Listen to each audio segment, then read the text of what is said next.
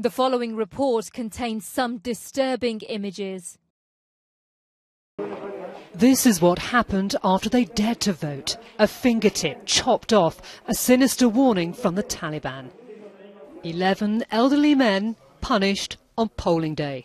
They asked us why we voted, he said. Then they took us to their base, they held us and threatened to cut off our fingers. There was no point resisting, so they went right ahead and chopped my finger off with an axe. Then they let us go. This man said we participated in the election and cast our votes to choose our president. In short, we were kidnapped and our fingers were chopped off. The men are now being treated in hospital in what's being seen as one of the most extreme acts of intimidation. They say they're just relieved to escape with their lives, but it's shocked the election authorities. Some insurgent groups cut their finger because they caused their vote for their favorite candidate. So there is a really bad news to the Independent Election Commission, and we condemn that. But millions defied the threats of violence and turned up to cast their ballots in Saturday's presidential vote.